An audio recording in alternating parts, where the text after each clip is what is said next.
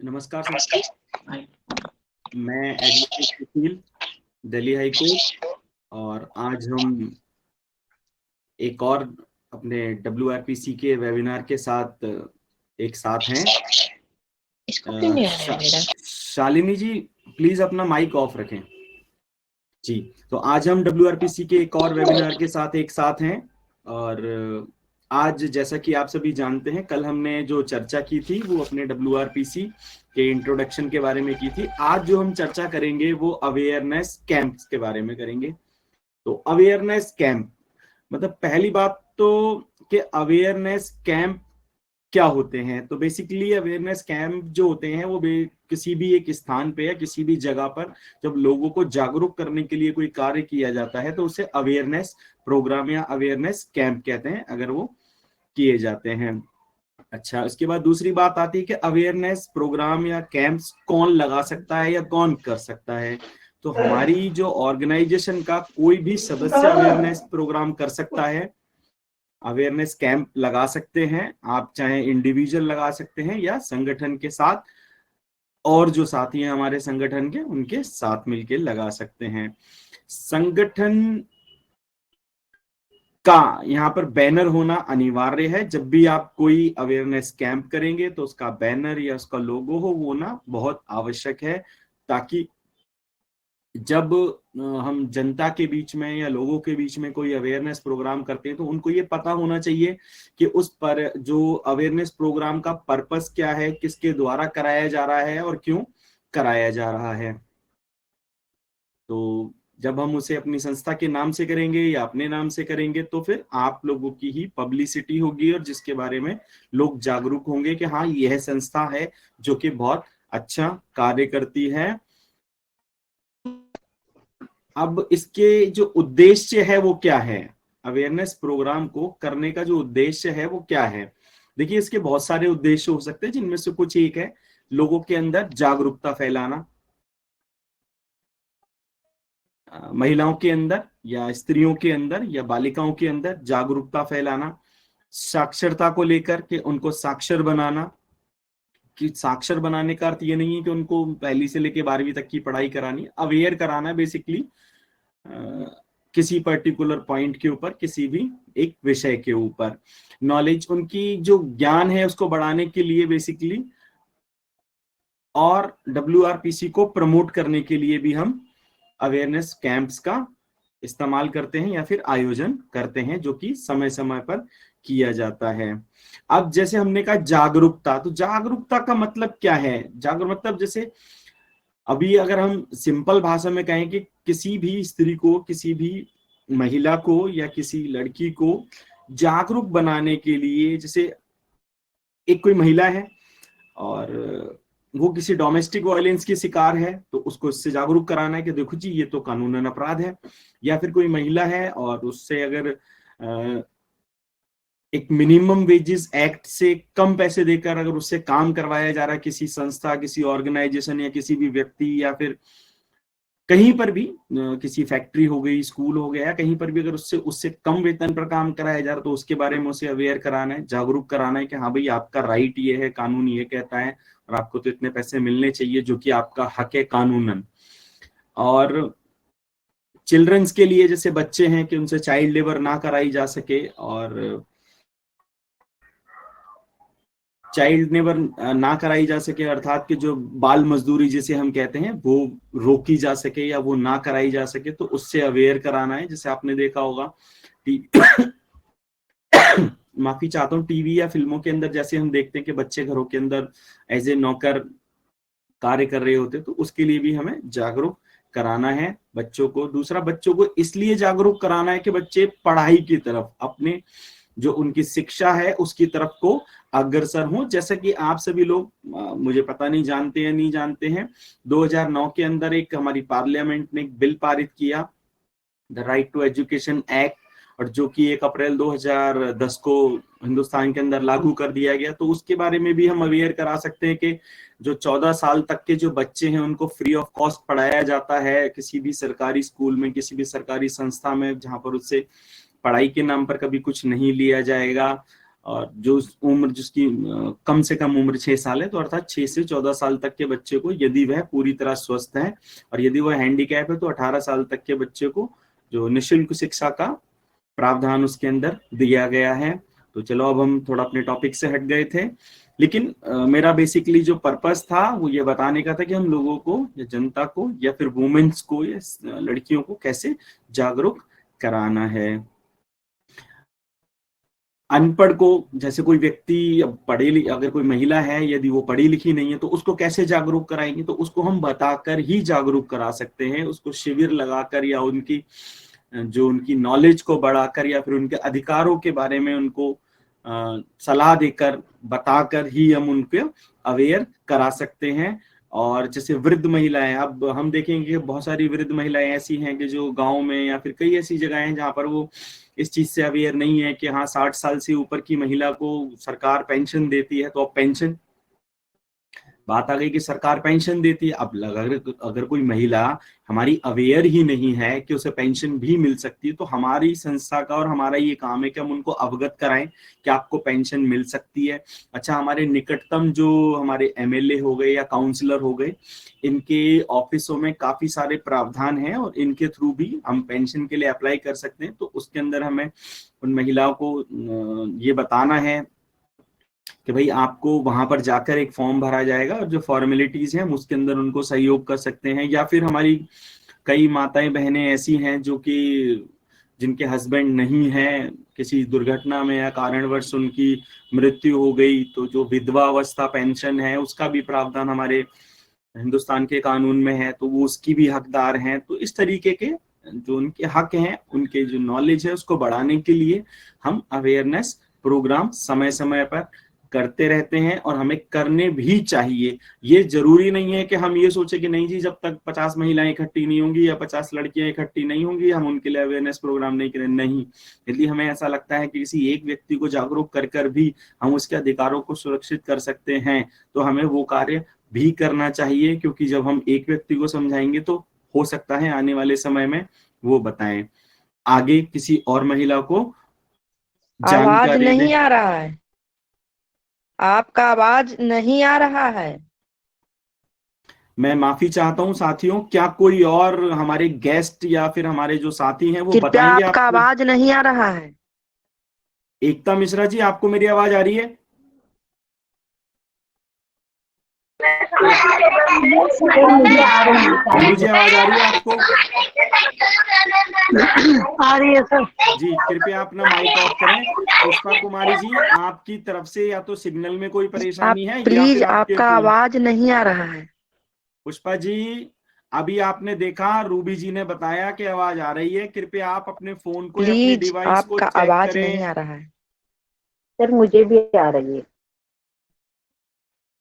हाँ, तो हम कहाँ पर थे कि शिविर, हम यदि किसी एक महिला को भी अगर हम अवेयर करते हैं तो उनके राइट्स को बताकर हम आगे समाज में 1 से 2, 2 से 4 और 4 से 6 आगे हम सभी महिलाओं को, अपनी महिला बहनों को अवेयर करा पाएंगे उनके राइट्स को लेकर, जिससे बहुत सारा फायदा होगा।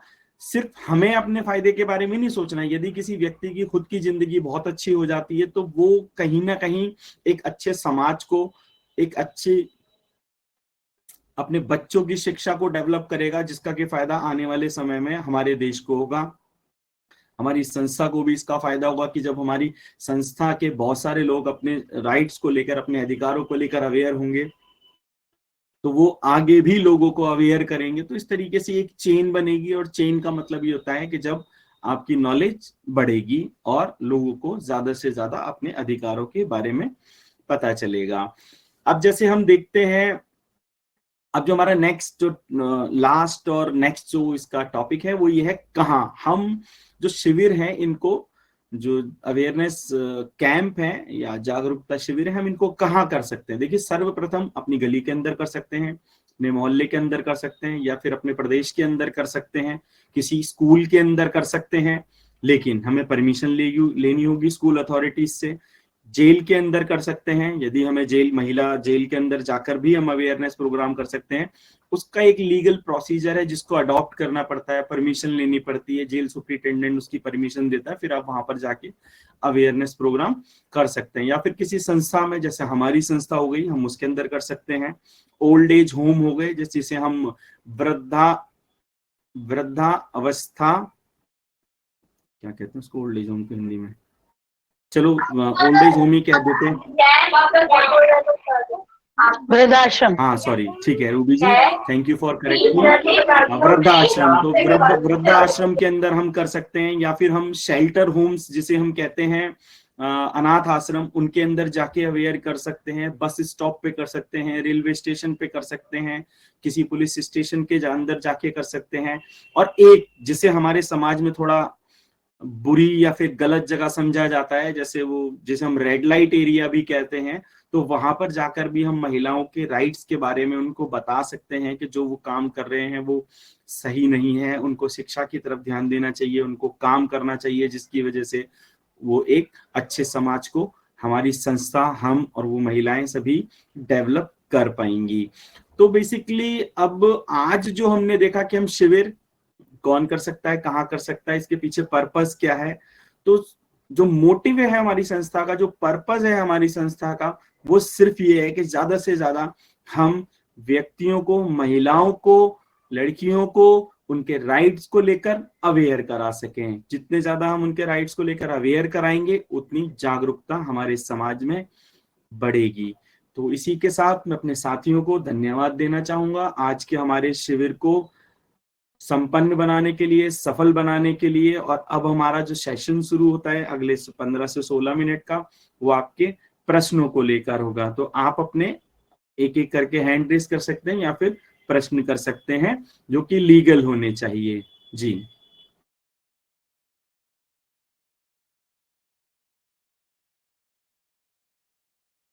अगर हमारी किसी बहन जी का कोई प्रश्न हो, माता जी का कोई प्रश्न हो।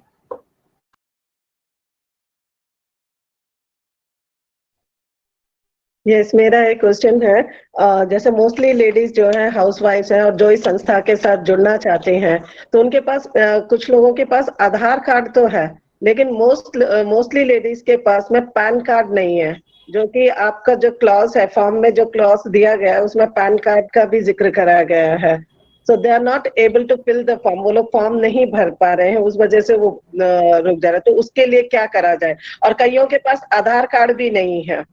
नैन्सी जी, अगर मैं आपको बताऊं तो आप ये बात जानते होंगे कि सबसे आसान काम यदि किसी सरकारी डॉक्यूमेंट को बनाना है तो वो आधार कार्ड है, सॉरी पैन कार्ड है। आपको कुछ नहीं करना, एनएसडीएल की एक वेबसाइट है, मैंने कहा ना अभी, हमें उनके राइट्स को लेके अवेयर कराना है। एनएसडीएल की वेबसाइट है, हम ऑनलाइन भी उसके ऊपर अप्लाई कर सकते हैं। अगर आपको सॉफ्ट कॉपी चाहिए तो 3 दिनों में आ जाती है, और डिजिटल कॉपी आपको 15 दिनों के अंदर मिल जाती है, जिसकी की सरकारी फीस आई थिंक 106 रुपए जब मैंने किया था। हो सकता है अभी बढ़ गई हो तो, लेकिन 150 रुपए से ज्यादा मेरी नॉलेज में नहीं होगी। तो वो बहुत आसान तरीका है। यदि कोई महिला साथी हमारी जो है, जो 10वीं पास है, तो 10वीं की मार्कशीट के बेस पे, अदरवाइज आधार कार्ड के बेस पे पैन कार्ड बन जाता है, जो कि बहुत आसान प्रोसेस है, बहुत ही आसान प्रोसेस है। अगर आप सभी को ऐसा लगता है कि हमारी संस्था से जुड़ने के लिए एक पैन कार्ड बनाना आवश्यक है, या फिर आपने जो हमारे फॉर्म को देखा होगा उसमें पैन कार्ड रिक्वायर्ड है, मैंडेटरी है, तो आप उसके अंदर बहुत आसानी से, क्योंकि देखिए पैन कार्ड के आपको आने वाले टाइम में भी बहुत फायदे होने वाले, चाहे वृद्धावस्था पेंशन लें या फिर कोई और पेंशन स्कीम्स में जाना चाहें, या फिर कहीं से आपको कभी कोई सैलरी मिलती है या कुछ मिलता है, तो अगर गवर्नमेंट के बेनिफिट आपको चाहिए तो उसके लिए पैन कार्ड की रिक्वायरमेंट रहती है। और बहुत सस्ता, मैंने बताया ना, 100 से 150 रुपए के खर्चे में बन जाता है, बहुत आसान है। तो मैं तो आपको यही राय दूंगा कि आप कृपया अपना पैन कार्ड अप्लाई करें, अपने साथियों का पैन कार्ड अप्लाई करें, जो कि बहुत छोटा सा प्रोसेस है। जी, आगे किसी मेरी बहन जी का कोई प्रश्न?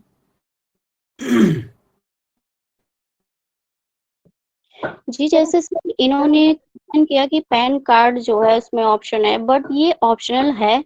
मैंने इनको बताया था कि ये मैंडेटरी नहीं है कि आप पैन कार्ड लगाइए, उसमें ये पैन कार्ड का जो ऑप्शन है वो ऑप्शनल है।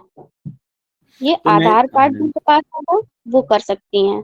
जी और नैन्सी जी, मार्कशीट आपने अगर हमारी एकता मिश्रा जी की बात सुनी हो तो मैडम का ये कहना है कि हमारी वेबसाइट पर वो ऑप्शनल है कि पैन कार्ड आप डालें या फिर ना डालें उसके अंदर। तो अगर यदि आपके पास पैन कार्ड नहीं है तो भी आप हमारी संस्था के मेंबर बन सकते हैं, हमसे जुड़ सकते हैं। Okay, thank you. सर मुझे बॉम्बे का वेलकम। एड्रेस चाहिए था। जी शालिनी जी बताएं क्या कह रहे हैं आप। सर मुझे ये अपना वुमेन्स ह्यूमन राइट्स का जो ऑफिस है मुंबई में, कहाँ पे है और उनका नंबर मिलेगा क्या मुझे?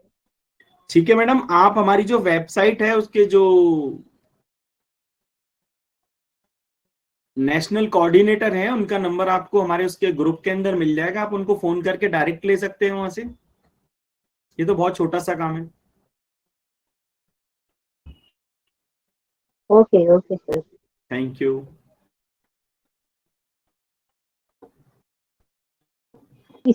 मुझे एक क्वेरी था जी कि समझो अभी मुझे कुछ प्रॉब्लम है और मुझे अब तक आने हैं, तो या मतलब ऐसे मैडम कुछ सॉरी, मैं हो आपकी सकता बात है? समझ नहीं पाया, एक बार दोबारा रिपीट करेंगे। आपने कहा आपको कोई प्रॉब्लम है, उसके आगे क्या कहा आपने। हाँ, कुछ प्रॉब्लम है तो मुझे आपको बताना है, तो मैं इस पे तो नहीं बता सकती ना कि ऑल फील्ड में अपने। ठीक है, तो मतलब उसके आपको लिए आपको सेपरेट बात करनी है। हाँ, क्योंकि तो मैडम उसके लिए बहुत बढ़िया तरीका है कि आप हमारी जो नेशनल कोऑर्डिनेटर जो हैं हमारी टीम के, उनसे आप उनसे इस रिगार्डिंग कॉल करें और वो मैडम आपको कॉन्फ्रेंस कॉल अरेंज कर देंगी एज पर माई शेड्यूल। अगर आप डायरेक्टली मुझसे बात करना अच्छा। चाहते हैं तो वो आपको ओके। टाइम बता देंगे, मैं अपना शेड्यूल बता दूंगा कि क्या मैं उस समय फ्री हूँ, और यदि मैं हाँ फ्री, और हाँ जो भी हमारा नियरेस्ट शेड्यूल होगा वो आपको अवेलेबल किया जाएगा, आपकी क्वेरी को हाँ। सॉल्व किया जाएगा। आप उसके लिए बिल्कुल भी चिंता ना करें। अच्छा, क्योंकि घर में एक ऐसी चीज हुई थी हमारे, तो मैंने जो हमारा मुंबई का बड़ा पुलिस, मैंने तो जैसे पुलिस स्टेशन में भी कंप्लेंट किया था। इसके अलावा मैंने दूसरी जगह पे भी जो हेड ऑफ द बोलते हैं ना, उनके नाम नहीं आ रहा है, मतलब बड़े अधिकारी हैं, उनको भी मैंने दिया था लेटर, सेम लेटर। बट अभी गए दो दो अढ़ाई महीने हो गए उसका, मुझे कुछ पुलिस स्टेशन से हो गया मेरा सब, बट वो लेटर का कुछ मुझे आंसर नहीं मिला है, तो उसके मैडम लिए मैं क्या आपसे कर मैं ये सकती हूँ? जानना चाहूंगा, अगर आप हमें ओपनली अभी बता सकते हैं तो वो कंप्लेंट किसके रिगार्डिंग थी, किस मतलब प्रॉब्लम क्या थी जिसके लिए आपने शिकायत की। Family matter. ठीक है, फैमिली मैटर के अंदर तो मैडम आपके लिए मैं अगर आपको राय देना चाहूँ अभी, अगर यदि आपका कोई फैमिली मैटर, तो आपको सर्वप्रथम वुमेन सेल जो होती है ना हमारी, उसके अंदर कांटेक्ट करना चाहिए। 1091 वो ऑनलाइन है, उसका पूरा ऑल इंडिया का नंबर है 1091 वुमेन सेल।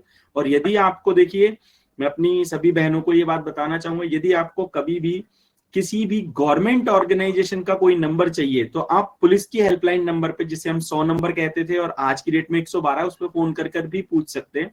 जरूरी नहीं है आपको कि उसका नंबर याद होना ही जरूरी है। तो हमारी जो 100 नंबर की जो पीसीआर कॉल है वो बहुत सारे काम करती है। हाँ। ओके। जी ठीक है sir, thank you Shalini ji. Thank you very much sir. Welcome.